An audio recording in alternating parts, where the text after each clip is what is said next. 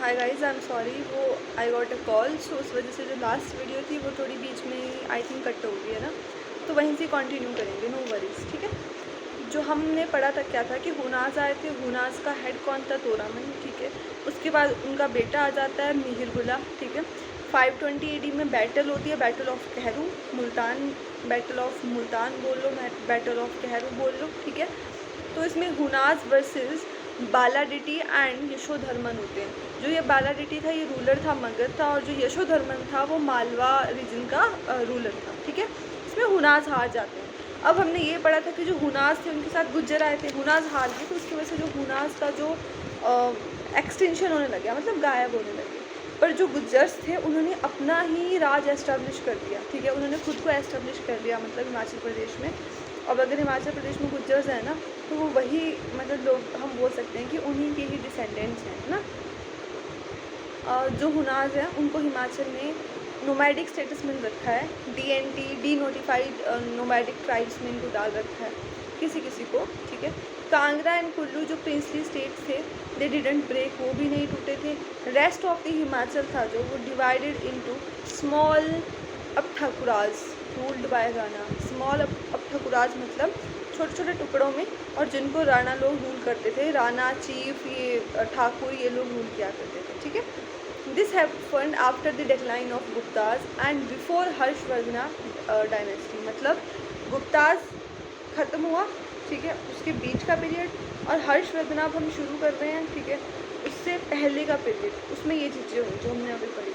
अब हम पढ़ते हैं पुष्यभूति डायनेस्टी, मतलब जिसमें हर्षवर्धन रूलर थे। इसका जो इम्पोर्टेंट किंग थे वो थे हर्षवर्धन। 606 AD की बात है ये। जो इनका रेन है, मतलब जो इनका शासन है, Chinese Pilgrim Hyun Tsang India में आते हैं। वो इंडिया में रहते हैं 13 साल तक। इनके रेन में क्या क्या इंपॉर्टेंट चीज़ें होती हैं वो बता दी मैं आपको। ह्यून त्सांग इंडिया में आते हैं, 13 साल तक इंडिया में रहते हैं। जो इनकी कैपिटल थी शिफ्ट कर देती हैं पाटलिपुत्रा से थानेश्वर।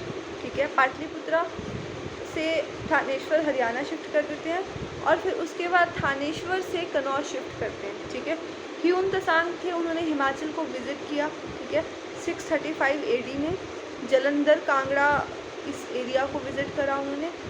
जो किंग थे उस टाइम पे वो थे उतीतास at that time.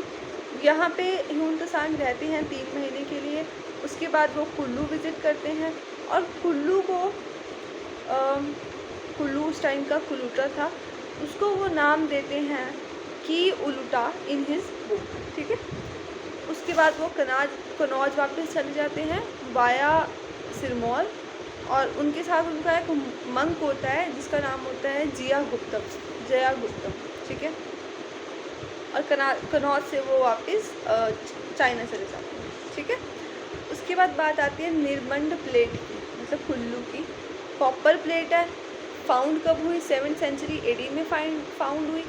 Mention of महाराजा महासमंता वर्मन सेना, जो ये राजा है ना महासमंथा वर्मन सेना, इनका मेंशन है इसमें, और उनके सक्सेसर्स का भी मेंशन है। ठीक है, और कंक्लूड किया जाता है इसमें निर्मंड प्लेट में कि जो सेना डायनेस्टी थी वो कॉन्टेम्परेरी थी कुलूटा की, मतलब कुलूटा डायनेस्टी और जो सेना डायनेस्टी थी वो साथ साथ चल रहे थे। ठीक है, अब हम नेक्स्ट मूव करते हैं मिडिवल हिस्ट्री में। आई थिंक नेक्स्ट वीडियो से शुरू करते हैं मिडिवल हिस्ट्री।